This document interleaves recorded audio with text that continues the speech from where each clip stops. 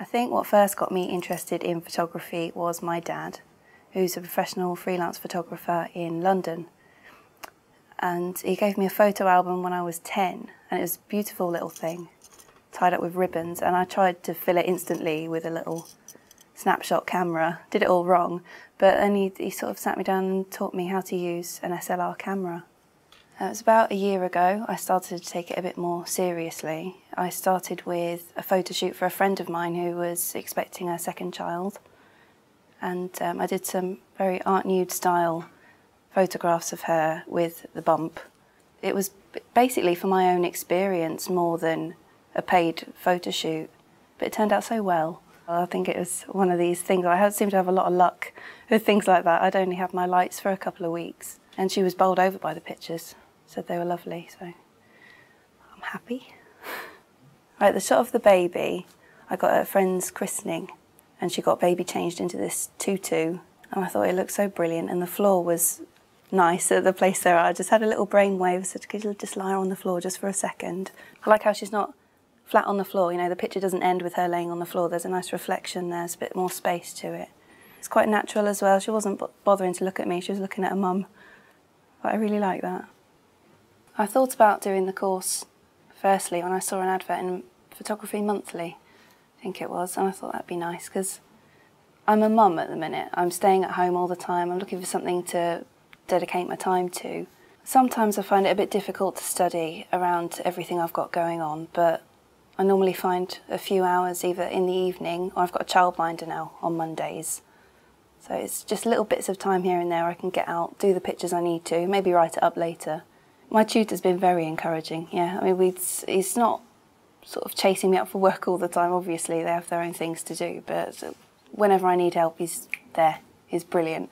Last month, I went through with a shoot that I'd been planning for quite a while. I sketched it back in January, and it was a woman painted like a leopard behind a cage, looking quite angry.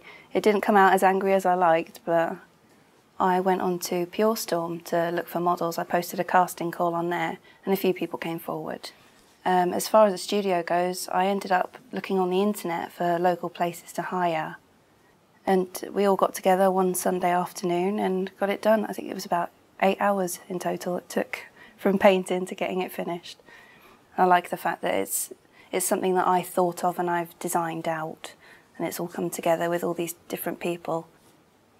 Right, the shot with the two girls on the platform and the train coming into the station was a bit of an accident, I suppose.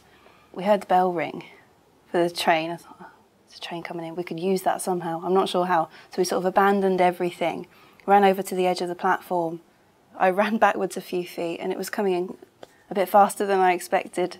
But it wasn't planned at all, but it's one of those things you can't just let go past, is it? Well, as far as paid work goes, they generally come to me, people. I get messages. I've started up a Facebook page and a special email address, and I get messages through there almost every day at the moment. But as soon as I've done a photo shoot, I can put it online and tag people in it, and before I know what's happening, I've got 10 friend requests from everybody who's friends with the person. I'd recommend joining sites like that, definitely, Facebook and Twitter, because it's a brilliant way of being seen.